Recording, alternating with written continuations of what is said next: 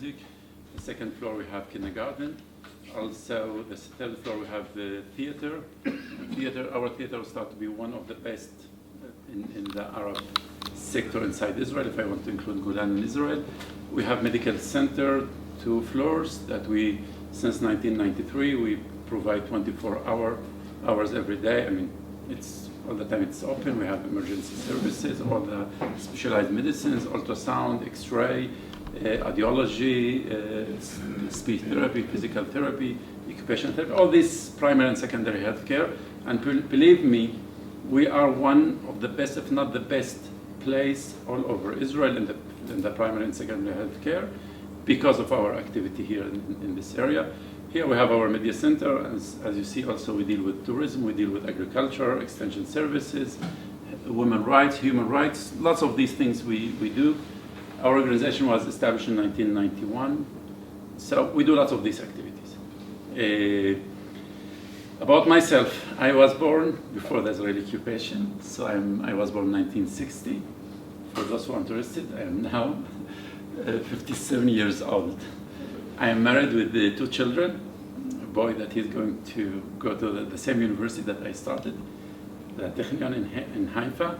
I did my PhD at the Hebrew University, spent 1 year in Copenhagen doing postdoctorate, and also I was in UCLA in California doing another postdoctorate, and I decided to come back. And since 1996, I'm the general director of this organization, and I said in very quick what we are doing. One thing that now it was in the news about Shimon Peres, which I liked, even I don't like Shimon Peres very much, but I like what I said about him, that he's the person that all the time looked in the future. He didn't say that I remember this or remember that. I mean, he forgot the past, and all the time he had the dream about the future. And I think that and all the time I have the dream about the future, that the Middle East should live in peace like other places all over the world. Not only the Middle East, I hope that all over this world we will be able to reach some kind of balance and some kind of peace. And I don't want to go more into that philosophical discussion, but I think that everyone knows the reality in our small earth, that now 3% of the people, they control about 50% of the wealth. And I think that if we go deep, this is one of the problems, that we don't have security and safety and balance in this world. And I think if we continue like this, I think the future will be very, very black for us. But I think that we should look and have some kind of balance in our world. And I'm not going to go, as I said, in deep in this issue, but I want to focus about Golan Heights. I will try to keep things more in the informational level and about more than facts. And truly, sometimes I will give my opinion, what I think about things. Maybe you can share my opinion, and maybe you don't share, but at least you don't agree. But at least I think that the facts, what I tell you, the facts, they are mainly taken from Israeli resources. And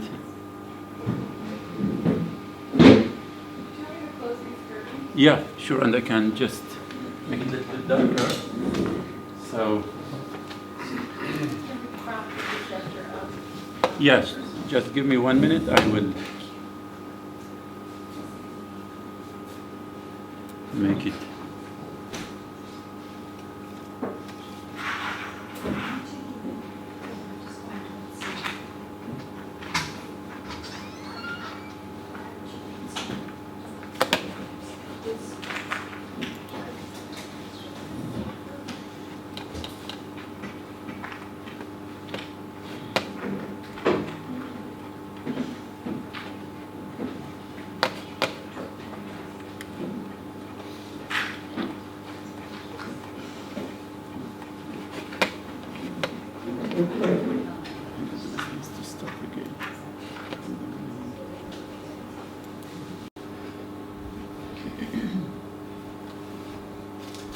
I would like to start by what you see in the screen.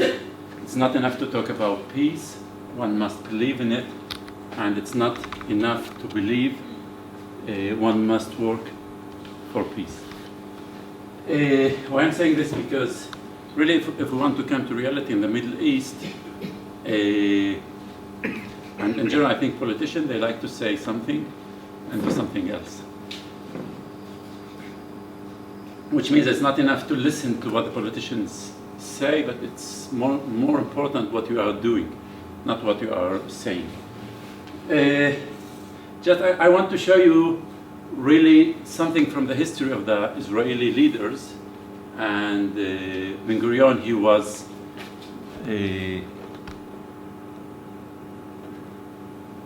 just to focus it a little bit. The first prime minister in Israel, and this is what he said: we must expel Arabs and take their places. And this really shows part of the history of the Zionist movement in the Middle East. Surely I can show you lots of these sayings, but I'm not going to focus on it. I want to go direct to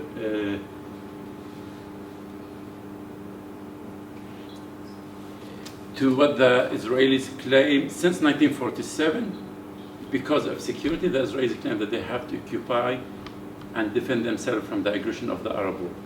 I mean, the simple way that the Israelis present the conflict, that they are a very small country in the Middle East, they are very aggressive Arab countries, and all the time they have to defend themselves from the aggression of the Arabs. And what's very famous now, what the Israelis say, that there is no partner for peace. And this is what you hear now, Netanyahu and others. And they say, okay, let us sit and discuss security. It's a very simple question. Is security condition for peace, or the security should be the outcome of peace? If you don't have security, you start to have peace negotiation, and you should reach peace and security after that you reach peace. But what Israel is trying to do, and surely they are not stupid, surely they have political intention behind it. They let us discuss security, which means let us keep the situation like now, and we want to get security, and this is what they ask for it. And surely, I mean, we can go and see what's going on in these days in the West Bank, in how the more and more settlements, more and more land from the Palestinians is confiscated. If we look to the reality, this is what has happened. In 1947, there was the UN divided Palestine or Israel between the Palestinians and the Arabs, or the Palestinians and the Israelis. The green area was proposed to be the Palestinian state. The red or purple area was proposed to be the Israeli state.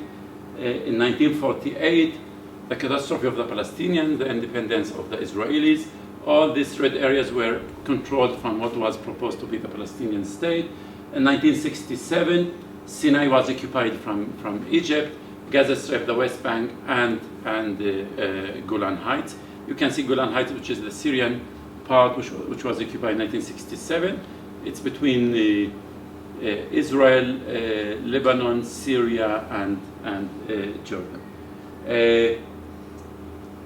Again, as I said, the Israelis say that the Arabs refuse to have peace.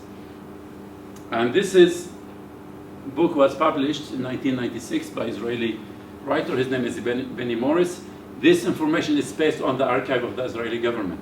What the Israelis documented, at least if you look here, they say they documented that in 1949 the Syrians proposed peace for Israel. Surely maybe the Israelis didn't like the conditions of peace and what they want, the Syrians what they want, but at least the Syrians were ready to have peace. Not only the Syrians, and you can see that the Egyptians, the Palestinians, the Jordanians, they wanted to have peace negotiation with Israel, and Israel refused. Surely the Israelis all the time they spoke about peace, but in reality they didn't do enough, or they were not serious about peace. When it comes to peace and war, it's not a question of motion, it's a question what are the interests. Because if the interest of any country to make war, like for example the Americans, their interest was to make war in Afghanistan, it took them like 3 or 4 days to be there.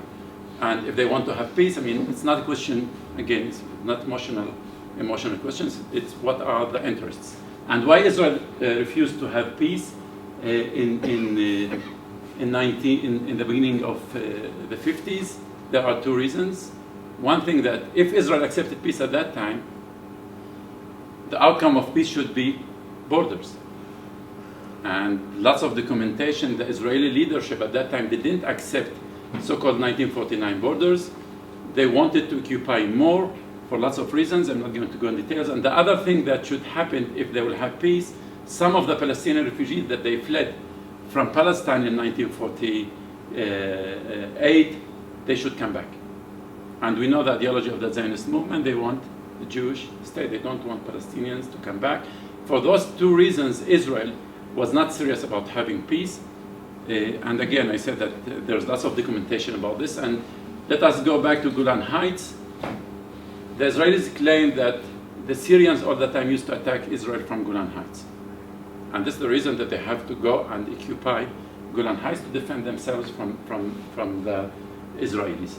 But if we go back to the history, in 1919, before the establishment of Israel, this is what the Zionist leaders, they sent to a peace conference in Paris. They wanted Mountain Hermon to be part of the future state. Mountain Hermon is behind my village, which means they wanted Golan Heights to be part of the Israeli state. I can show you also lots of these documentation, and at least this is interview which was published in 1997 with Moshe Dayan. Moshe Dayan, he was the defense minister of Israel, and according to Moshe Dayan, he says that between 1949 and 1967, more than 80% of the fighting that happened between Syria and Israel, the Israelis provoked the Syrians. Who say this? Again, the Israeli defense minister. And why the Israelis all the time wanted Golan Heights? Because of the water resources. I mean, the north of Israel, South Lebanon, Golan Heights, North of Israel, we have lots of rain, and the south is very dry. And the importance of water is not like these days. I mean, these days we develop lots of technology. The water is not any more a problem. But if we go back almost 100 years, water was something very important for the economy of any state. And as you can see how much rain we have in the north. It's about, I have to translate to American, 2 inches. It's like 59 inches, what we have here. And most of the Jordan River is coming from the north. And if you want, we have lots of these waterfalls and lots of water resources in Golan Heights. To make the long story short, these days about 25% of the high quality water of Israel is coming from the area of Golan Heights. Surely Israel had the right in this water, but does not have the right to take all the water. This water is, by definition, is international water, should be divided between Syria, Israel, Lebanon, and Jordan. But what happened, I mean, again, there's lots of plans and programs about this. There's a very famous plan, it's called Johnson Plan. What Israel is taking now is like four times more than its share from this water. Also, if you listen to the Israelis, they say that we came to a land with no people. And this is some of the statistics from the Syrian before 1967 about Golan Heights, that we had lots of these agricultural products. And these are the facts. I mean, the area of Golan Heights, it's 1,250 square kilometers. Before and after the occupation, there were 130,000 Syrians living in Golan Heights. Remained only 6,000. Now this number, I mean, mainly our villages remain. Now we are about 25,000 people after almost 50 years of occupation. This number has grown to 25,000. Actually, some people came back. It's not only the natural growth. Out of about 200 villages and towns, we remained only 8. Now we are only 5, because one was destroyed in after the Israeli occupation, and 2 were given back to Syria in 1973. Again, if we believe the Israeli story that they occupied because of security, 1 month after the occupation, the Israelis start building settlements. So if you occupy because of its security, you keep the occupied land, you start negotiation. If you get security, you withdraw. So, but what the Israelis did, they start building settlement. This act shows that the Israelis were not afraid from the Syrians. if they were afraid that the Syrians will attack their civilians, why they brought the civilians and put them again in Golan Heights.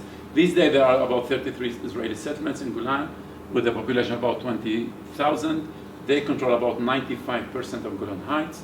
Most of the resources of Golan Heights, they are under the control of the Israeli settlers. Yeah, this is a map about Golan. Before, it's in 1960, every circle was an Arab village in Golan Heights. This is what has remained. All these villages disappeared. This is Khoshliya village, this picture from 1950. If you go there now, if you look, this is the mosque. You can still see the same mosque, but all the villages, all the houses are completely destroyed. This is one of the very old villages in Golan Heights. It's called Ramthaniya. If you go there, you'll find big sign that it's archaeological site. Surely the Israelis never say that it's an Arab village. Some of these villages, they were very small villages, they are completely destroyed. Some of them, the Israelis built water reservoir on the top of the village, and it's completely covered by water. Surely, like any other people, I don't know people in the history that they love the occupation. We resisted the Israeli occupation because the occupation is not only a political act, it's deeper than this, because the Israelis is trying to destroy all the structure of the society, if it's our history, our culture, our economy, all the things. Surely we had lots of resistance of the Israeli occupation, lots of clashes, but all the resistance of Golan Heights was peaceful or non-violence resistance. Yeah, this is what we'll go to see. I mean, part of the families of the remaining villages stayed on the other side, and this is how we were communicating with each other. This is the fence. This is under the Syrian control. This is occupied Golan Heights. People used to talk with their families on the other side using loudspeakers and binoculars to see each other. Almost every house here has a brother or sister in the other side that we were not allowed to see them since 1967, again because of the security of Israel.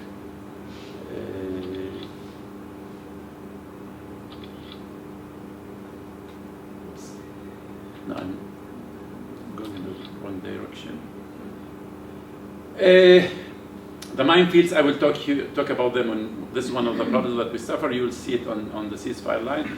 As I said, I mean, again, you see that the occupation was not because of security, because the Israelis, from the first day, they start using all the resources of Golan Heights, if it's tourism, agriculture, water. Also, the last 2 years, the Israelis start digging for oil and gas in Golan Heights.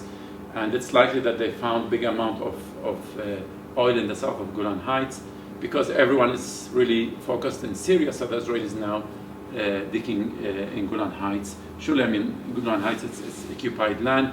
Even if the Israelis occupy it, they don't have the right to use the wealth of the occupied area. This is one example about the relation between us and the Israelis. It's about water and land. This is Ram Lake. It's about 5 kilometers away from my village. All the land here, it's our land and of the remaining villages. Between 1967 till the beginning of the 90s, we were not allowed to take this water. This water was taken to the settlers. They could be about 10 miles away from this lake, and our water, which is just a few meters, we were not allowed to take this water. The water was taken to the settlers. So the people, we needed the water for our agriculture because we grow apples and cherries mainly. So what happened in the 80s, people started to build water reservoirs, small, like big iron tanks that we kept the water in the winter and use it for irrigation in the summer. It was something that the Israelis never faced. The Israelis were very angry. After 2 years of discussion, the Israelis came with the new regulations, and they said that you cannot just build water tank, you have to get permits for each water tank. And the permits, there are 5 permits that we have to get to build water tank. One of them is from the Army, from the Natural Protection Authority, Archaeological Authority, Planning Authority, and the National Water Authority. So since 1986, no one can get this. One of these authorities will refuse. Practically, we cannot build any more water tanks. And what was funny, in the 90s, beginning of the 90s, you see this white thing, it's a number. The Israeli Water Authority, they send letters to every farmer asking us to put the number of the license, because those water tanks that we built, they get the license de facto because they were there. And they wanted us to put water meter to measure how much rain we collect, and they wanted us to pay fees for this rain to the National Water Authority, claiming that this is owned by the state. It's not. You cannot just catch this rain. We have to pay fees, which means that we cannot get enough water for our land. These days, I mean, in the 90s, we start to get some water from this lake. These days, I mean, as I said, we are 25,000 Syrians in Golan Heights. We get 4 million cubic meters every year. The settler, they are about 20,000. They get 34 million. For us, it costs us about like $1 for 1 cubic meter. For the settler, it costs them 30 cents. Because of the system, because we have to pay lots of other things, not only the price of the water. This shows how really the Israeli system treat us and how they treat the Israeli settlers in Golan Heights. Surely, I mean, not only in the water, in the building, in agricultural land, in industry, everything. I mean, they get so much support from the Israeli system, and we get very little support. Even we have to pay taxation like any other Israeli. This is really very quick about Golan Heights, but I want to say that peace is possible, not only in the Middle East, but all over the world. But peace, again, it's about justice, about equality. I think that if I were a clever Israeli, I think the first thing that I should do is to go and have peace, because Israel is part of the Middle East. I think for Israel it's more important to have relations with Syria and Jordan and the Arab countries than having relations with Europe and with the States, because again, Israel part of the Middle East. But what we see till now, Israel has this double or schizophrenic situation. The Israelis, they want to see themselves as Western country or European country in the Middle East. It does not work. Not because I don't like it, because again, if you want to be in the Middle East, you have to see yourself as a Middle Eastern country, and if you like it or not, it could be 50% of the Israelis, they Arabs, came from the Arab countries to live in Israel. I'm not going to go to the details why and when. Their culture is Arab culture. They speak Arabic, they listen to Arabic music. It's completely suppressed inside Israel. They don't like the Israelis listening to the Middle Eastern music. And these Israelis, I mean, they are Arabs like us, for good and bad. I can tell you that I lived in Jerusalem in a Jewish neighborhood. I speak Hebrew, I studied Hebrew at the university, I speak it with Ashkenazi accent. These Jewish, they speak the Hebrew like my father. Their Hebrew is very bad. They speak it with the Arab, very, very heavy Arab accent. They listen to the Arabic music. Some of the traditional Arabic music I learned it from these Jewish because they came from Iraq. I don't know the history of Iraq. They know the history of Iraq better than me. And when you ask them what you are, say we are Jewish. Okay. Surely, I mean, the Jews should be respected as a religion. But the big question is that religion is enough to create a nation, or it's part of a nation. I mean, is the Jewish, can we say that there's a Jewish nation or there's a Jewish religion? This is again one of the discussions that I'm not going to go in details, but there's lots of Israelis even, they wrote about this. Because the main problem, we don't have problem with the Jewish, we don't have problem with the Muslims or with the Christians, and I think that we should find a way to live and to respect each other. But again, the key question is, can we reach justice and equality, some kind of justice in the Middle East or not? Which means, I mean, Palestinians have the right to have their own independent state, at least in the West Bank and Gaza. Israel, if they want to live as a Jewish state, which I don't believe that state should be based on religion. State should be based on rights and duties. I'm against Muslim state, I'm against Christian state, I'm against Jewish state. But if the Israelis, they want to live in Jewish state, I mean, it's not my problem. But I think that Israel should be a state for all its citizens, not only for the Jewish. And surely Golan Heights should be given back to Syria, and I think that Israel could live in peace with all the Arab countries. So I will stop here, just, yes please. It's a good question. It's not a question what I prefer. if you ask the Africans, do you like to stay in Africa or to go to the States? All of them want to say to go to the States because the conditions are better. And this is one of the reasons that we see huge movement from Mexico, from Africa to the north. Not because people love the north, because they live in very bad situation. At this present moment of history, surely I don't want to be inside the fighting. And I know that Israel has very developed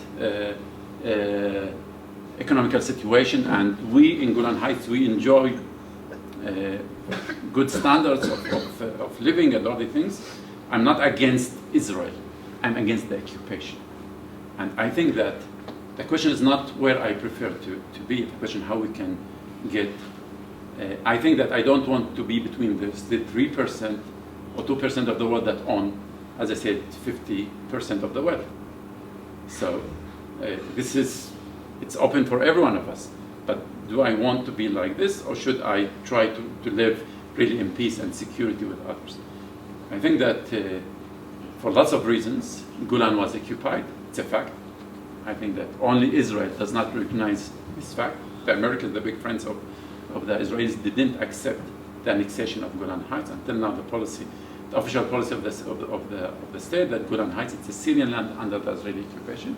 These are historical facts now, and I think that if we will get peace in the Middle East, maybe I want to go and live in Israel or in the States, or I want to stay in Syria. I think this is my own choice. If you want to get peace and security, surely Golan should be back as a part of Syria. Yes, please. When the settlements came here, how was the land acquired in order to build it? Look, I mean, the land in Golan Heights, I told you that there's about 200 villages that were destroyed. This is the land of the people. They left Golan Heights, or they were enforced to leave Golan Heights in 1967. So the settlers, they took the land of these villages. Our villages, I mean, we managed to protect the land of this village. As I said, it's only 5% of Golan Heights. This is what we control. And some of our land, I mean, it's threatened from the Israeli authority. They want to confiscate it, and we have serious problems in building land because the Israelis do not recognize the ownership of our people on our land.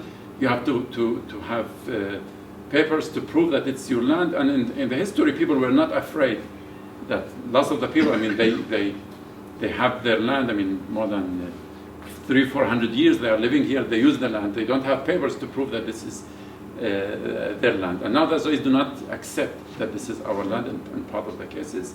And we face land confiscation, and especially inside the village, we cannot build if you look in the village, it's very crowded. And what was really funny was one of the tours, some people came from Taiseer and they joined, and the Israeli tour guide asked why the village is so crowded. And the Israeli tour guide, they said that because the Arab, they like to live, the father and the son and the grandfather like to live close to each other. But the fact is not like this. I mean, we have very limited area. We are not allowed to build outside of specific area. And so we have to use every inch of land because the population is growing and you have to build houses. And you can see that people sometimes they use the first floor for their son, and because we don't have enough building land. Again, when you move just 1 kilometer to the settlements, swimming pools, big gardens, not because we don't like flowers and green things we don't have in the village, because we don't have enough areas.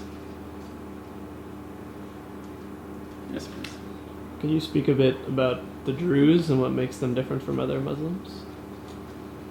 Well, it's a good question. You know, in Islam, the main split was between the Sunnah and the Shia. The Druze were one of the extreme Shia groups. We came out from, there's like a few divisions, and we came out from the Ismailites, that they are one of the Shia groups. In theological discussions, some of the Muslims will look at the Druze as non-Muslims. Some of them will see the Druze as Muslims, but if we are Muslims, not Muslims, and this is theological discussion. The Druze, we see ourselves as Muslims, but we believe in specific way. We have different interpretation of the Quran. We are not in the mainstream of Islam. We are, for example, we don't go to, we don't fast Ramadan. It's not obligatory. Some of the religious people, they fast Ramadan, but we don't fast Ramadan because we give it another explanation. We give it fasting is to stop, not to stop eating, is to stop doing bad things, which is 24 hours. So this is, and we believe that religion is between you and your God. It's not what you show. You can show that you are a very religious person, but you could be a very bad person. I mean, to know religion does not say anything. Again, it depends what you are doing. If you are doing good things or bad things. So we split from about 1,000 years ago from the Ismailites. The Druze were about 1.5 million all over the world. I mean, we have the main populations in Syria and Lebanon. We have about 100,000 in the States, also in Jordan, Golan Heights, and also inside Israel. So we keep lots of them, the basic things of Islam, but again, we have different issues. For example, we're not allowed to marry 4 women, only 1 woman. If you divorce, you cannot get married again. You are not allowed even to meet or to talk with the woman that you divorced. You have to keep separate.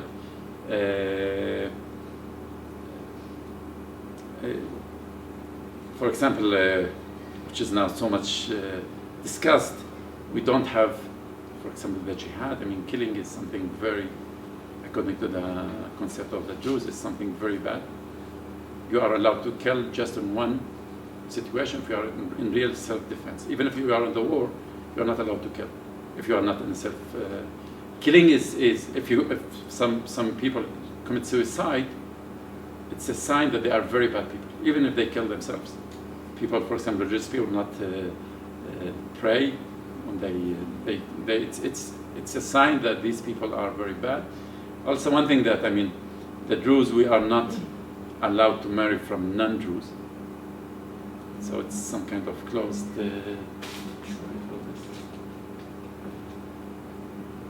We're not allowed to marry non-Druze. People cannot join Druze. We believe in reincarnation, like the Buddhism, and we believe that the Druze. Well, if I am Druze, I cannot, even if now I want to be a Christian or a Jew, and I practice Christianity or Judaism, it's not my choice. Next generation, I will be against Druze. So it's and people cannot join Druze. Even if you want to be Druze, it's you cannot. So, and men and women will stay women in all the generation. And also we believe heaven is not materialistic thing. It's not a place that you have. It's a situation that the brain of, via all this generation, the brain of a human being will discover or be close to the power of God. When you don't have any limits, this is heaven for us. It's not that you go to a place where there's lots of all these things. It's not like this. I mean, it's more like psychological situation that you don't have any limits anymore. So you don't have any desires anymore. I mean, this is when you touch the power of God. This is more or less. So again, I mean, if the Druze, they are part of Islam, not part of Islam, I mean, this is a big discussion. I have just a question about your organization earlier, that there were some women's rights organizations here. What exactly does that group entail? What do you? No, I mean, our organization, we do lots of activity for the women's rights, and I can say that the status of women in Golan Heights, it's quite good. But surely, I mean, we still have a long way to get equality. I'm not claiming that perfect. But I mean, if you take some of the indicators, how many women are studying at the university, it's almost 50% of the women of the high school. I mean, they are. We don't have any woman that does not finish high school or at the university. I mean, they could be like 40%, if not more. in the businesses. I mean, women, and you can see them everywhere. Sure, I mean, it was not like this in 1967. Again, I mean, we have very good relation with the Israeli society. It's not that, and I think that this is something really very, again, I don't hate groups. I don't love Israelis, I don't hate Israelis. I have lots of very good Israeli friends. And we learn lots of good things from the Israelis. I mean, we have, in daily basis, we have lots of Israeli friends. And we were exposed to the Israeli culture and the Western culture, all of these things, and it has its effect on our society. So women, we have lots of engineers, physicians, everywhere you find women. But still, I mean, you don't find women in the leadership of the villages. So still, I mean, but in our daily life, in our organization, I think that more than 50% of the employers, I didn't count it, but I think that it's more than. Surely also in my organization, they get the same. They get the same salary. We don't differentiate. We look at the qualification of people, not the sex, not the religion. We have Israelis, we have Jewish, we have Christians, we have Muslims working here. Which is also we provide services not only for the village, all the settlements here. They come to take services in our clinic. Which is again, I mean, in this level we see human being as a human being, and this is what it should be like this.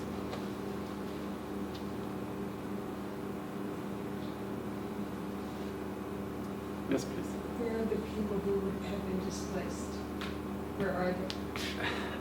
I mean, they moved mainly to Damascus, but they are they are all over Syria, I think, because they are not refugees, because they are Syrians, but they were moved from one part to other part.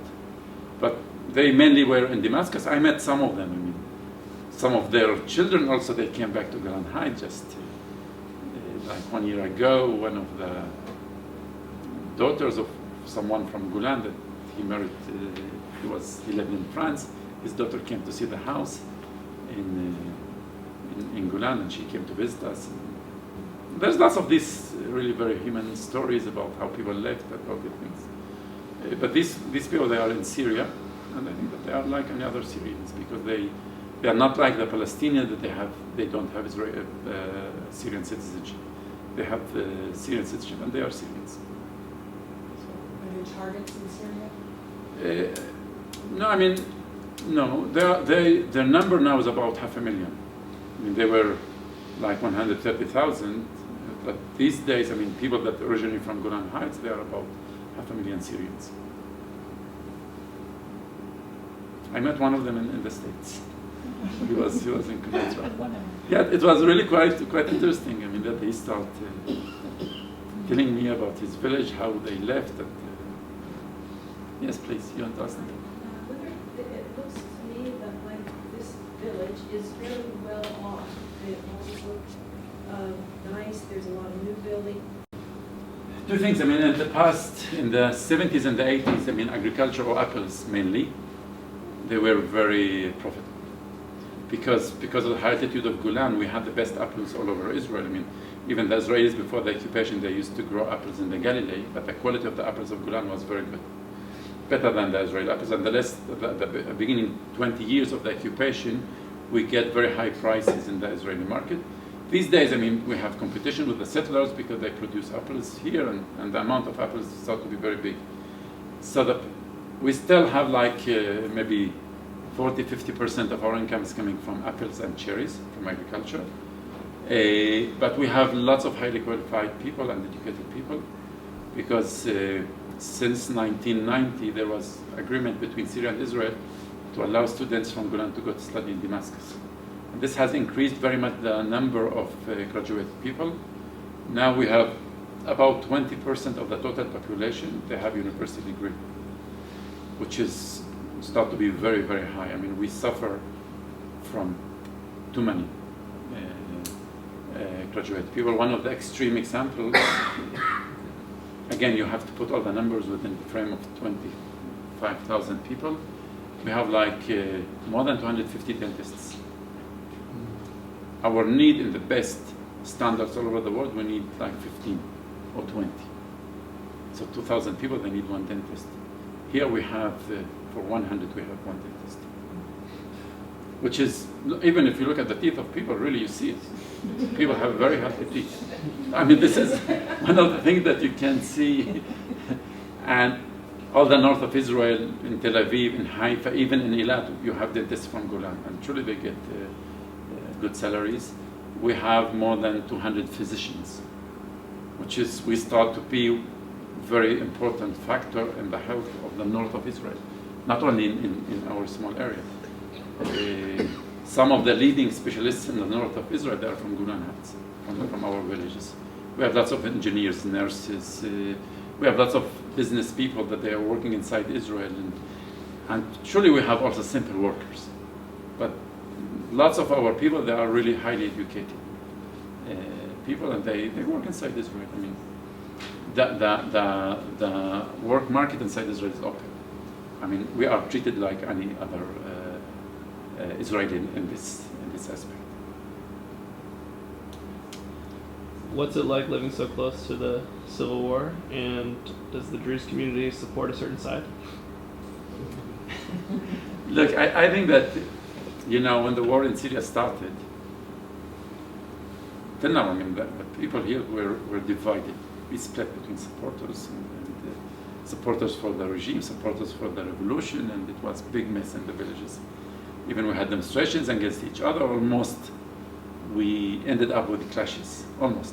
And you find sometimes brothers who do not talk to each other because of the political attitude, which was really very difficult for people. And everyone thought that it's a question of 1 month, 2 months, things will be finished.